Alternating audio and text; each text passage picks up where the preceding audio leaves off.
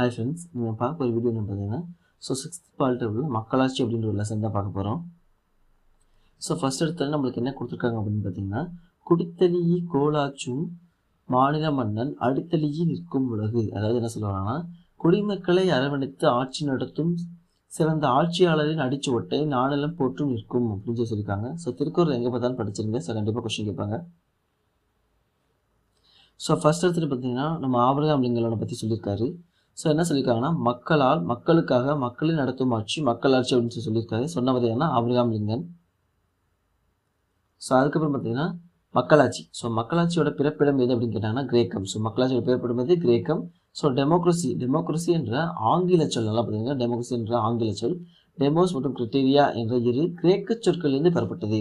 நம்ம டெமோக்ரஸின்னு சொல்கிறோம் இன்னைக்கு ஆங்கில சொல். பட் ஆனால் எங்கேருந்து எடுத்துருக்காங்கன்னா கிரேக்க சொல்லான டெமோஸ் கிரிட்டீரியா அப்படிங்கிற ரெண்டுலேருந்து எடுத்துருக்காங்க. இதில் டெமோஸ் அப்படின்னு என்னென்னா மக்களும், கிரிட்டீரியா அப்படின்றது பார்த்தீங்கன்னா அதிகாரம் அல்லது ஆட்சி அப்படின்ற ஒரு விஷயத்தை குறிக்குன்னு சொல்லியிருக்காங்க.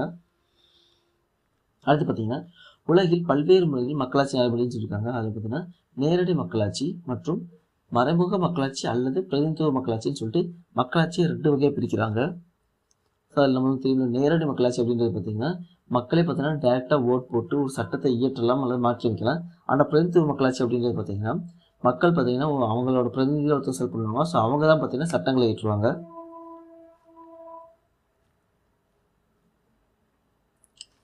இதில் தெளிவாக கொடுத்துருக்காங்க பாருங்க. மக்களாட்சி பொறுத்தவரைக்கும் நேரடி மக்களாட்சி, பிரதிநிதித்துவ மக்களாட்சி 2 இருக்குது. நேரடி மக்களாட்சி எங்கே இருக்குது? சுவிட்சர்லாந்து இருக்குது. பிரதிநிதித்துவ மக்களாட்சி எங்கே இருக்குது பார்த்தீங்கன்னா நம்ம இந்தியா, இங்கிலாந்து, அமெரிக்கா இந்த மாதிரி நாடுகளில் பிரதிநிதித்துவ மக்களாட்சி இருக்குன்னு சொல்லியிருக்காங்க. நேரடி மக்களாட்சின்றது சட்டம் மற்றும் சட்ட விதிகள் யாராலும் நிறைவேற்றப்படுதுன்னா மக்கள். மக்கள் வந்து ஓட்டு போடுறாங்க, ஓட்டு போட்டு அந்த சட்டமாகுது. இதே மாதிரி தான் பிரதிநிதித்துவ மக்களாட்சிகளை வாக்கு போடுறாங்க, அவங்க பிரதிநிதிகள் தேர்ந்தெடுக்கிறாங்க, அந்த பிரதிநிதிகள் போய் சட்டம் போடுறாங்க அப்படின்ற மாதிரி இருக்கும். அடுத்து பார்த்தீங்கன்னா ரொம்ப முக்கியமானது. மக்களாட்சியிலே 2 இருக்குது, நேரடி மக்களாட்சி, மறு மக்களாட்சி. அதில் பார்த்தீங்கன்னா பிரதிநிதித்துவ மக்களாட்சின்னு சொல்லுவாங்க. பிரதிநிதித்துவ மக்களாட்சி என்னன்னா அதுலேயும் நாடாளுமன்ற மக்களாட்சி, அதிபர் மக்களாட்சின்னு 2 வகையை பிரிக்கிறாங்க. நல்லா பாருங்கள். ஃபஸ்ட்டு மக்களாட்சி, நேரடி மக்களாட்சி, மறைமுக மக்களாட்சின்னு இருக்குது. அதில் பார்த்தீங்கன்னா இந்த மறைமுக மக்களாட்சி அப்படி பிரதிநிதித்துவ மக்களாட்சியில் அதை 2 தான் பிரிப்பாங்க. ஒன்று பார்த்தீங்கன்னா நாடாளுமன்ற மக்களாட்சி. நம்ம இந்தியா பார்த்தீங்கன்னா நாடாளுமன்றம் வச்சுருப்பாங்க. அதே பார்த்தீங்கன்னா அமெரிக்காவில் பார்த்தீங்கன்னா அதிபர் அப்படின்னு சொல்லுவாங்க. அதிபர் மக்களாட்சின்றது வச்சுருப்பாங்க. இதில் பார்த்தா பிரதிநிதித்துவ மக்களாட்சி 2 டைப் ஆஃப் இருக்குன்னு சொல்லி பார்த்துக்கலாம். அடுத்து முக்கியமான கொஸ்டின். உலக மக்களாட்சி தினம். உலக மக்களாட்சி தினம் பார்த்தீங்கன்னா செப்டம்பர் 15 சொல்லியிருக்காங்க. இது பார்த்தீங்கன்னா ஃபர்ஸ்ட் 2007ஆம் ஆண்டு ஐநா சபையால் செப்டம்பர் 15 பார்த்தீங்கன்னா உலக மக்களாட்சி தினம் அப்படின்னு சொல்லி அனௌன்ஸ் பண்ணப்பட்டிருக்கு. அடுத்து பார்த்தீங்கன்னா இந்திய அரசியலமைப்பு சட்டம் தான் உலகில் எழுதப்பட்ட மிகப்பெரிய அரசியலமைப்பு சட்டம் அப்படின்னு நமக்கு தெரியும். அதை எழுதி கொடுத்தவங்க யார் அப்படின்னா நம்ம அம்பேத்கர் தான் எழுதி கொடுத்துருப்பாரு. அடுத்து மக்களாட்சிக்கான நோக்கங்கள் என்ன சொல்லியிருக்காங்கன்னா மக்களுக்காக மக்கள் நடத்தும் ஆட்சி மக்களாட்சி எங்களுக்கு மக்களாட்சி நோக்கம் கொடுத்துருக்காங்க. அடுத்து பார்த்தீங்கன்னா உலகெங்க மக்களாட்சி எப்படி இருக்குது அப்படின்னு சொல்லுவாங்க. உலகத்தில் ஃபர்ஸ்ட் பெண்களுக்கு ஓட்டுரிமை கொடுத்தது யாருன்னு பார்த்தீங்கன்னா நியூசிலாந்து தான். என்ன கொடுத்துருக்காங்கன்னா 1893ஆம் ஆண்டு பார்த்தீங்கன்னா ஃபர்ஸ்ட் நியூசிலாந்து பார்த்தீங்கன்னா பெண்களுக்கு வாக்குரிமை அப்படின்ற ஒரு விஷயத்தை கொடுத்துருக்காங்க. அதுக்கப்புறம் பார்த்தீங்கன்னா யுனைடெட் கிங்டம் சொல்லக்கூடிய ஐக்கிய பேரரசில் பார்த்தீங்கன்னா 1918 அமெரிக்க ஐக்கிய நாடுகளில் பார்த்தீங்கன்னா 1920 தான் பார்த்தீங்கன்னா பெண்களுக்கு ஓட்டுரிமை கொடுக்கப்பட்டிருக்குன்னு சொல்லியிருக்காங்க. அதுக்கப்புறம் பார்த்தீங்கன்னா இந்திய மக்களில் கிட்டத்தட்ட 79% மக்கள் என்ன சொல்கிறாங்கன்னா நாங்கள் வந்து பார்த்தீங்கன்னா மக்களாட்சி மீது நம்பிக்கை கொண்டு இருக்கோம் அப்படின்னு சொல்லிட்டு எத்தனை பர்சன்ட் சொல்லியிருக்காங்கன்னா 79% சொல்லியிருக்குன்னு சொல்லியிருக்காங்க. அது இந்த பாக்ஸ்க்கு ரொம்ப முக்கியம்.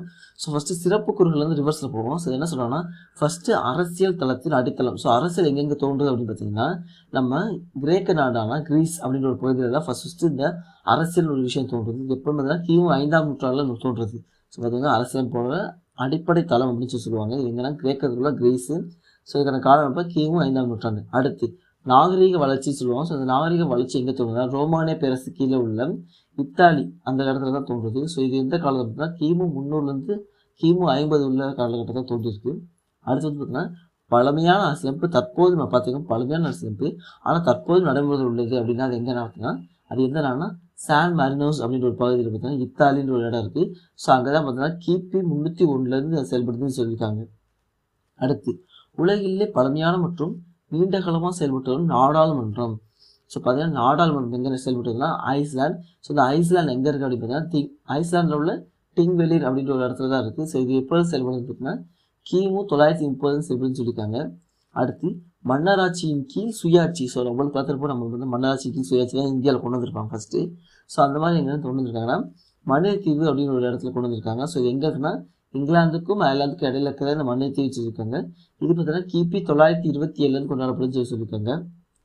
அடுத்து 1215 பார்த்தீங்கன்னா எழுதப்பட்ட மகாசாசனம் மேக்னா கர்ட்டா சொல்லுவாங்க. ஸோ இது பார்த்தீங்கன்னா இங்கிலாந்தில் உள்ள இங்கிலாந்து அரசர் பார்த்தீங்கன்னா அரசமைப்பு கீழே கொண்டு வந்ததை இந்த மேக்னா கர்ட்டான்னு சொல்லியிருப்பாங்க. ஸோ இது பார்த்தீங்கன்னா கிபி 13ஆம் நூற்றாண்டை சேர்ந்ததுன்னு சொல்லியிருப்பாங்க. அடுத்து மிக பழமையான மக்களாட்சிகள் ஒன்று அப்படின்னு சொல்லி எதை சொல்கிறாங்கன்னா அமெரிக்காவில் உள்ள மக்களாட்சி இருக்காங்க. ஸோ அமெரிக்காவில் உள்ள மக்களாட்சி வந்து மிக பழமையான மக்களாட்சின்னு சொல்கிறாங்க. இது 1789 தொடங்கப்பட்டுன்னு சொல்லியிருக்காங்க. ஸோ ஃப்ரெண்ட்ஸ் அவ்வளோதான் லெசன். ஸோ இதில் வந்து பார்த்தீங்கன்னா லெசன்ஸ் ரொம்ப சின்னது தான், ஆனால் இம்பார்ட்டன்ட் பாயிண்ட்ஸ் நிறையா இருக்கும். ஸோ எல்லாத்தையும் பார்த்து வச்சுக்கோங்க. Thank you friends.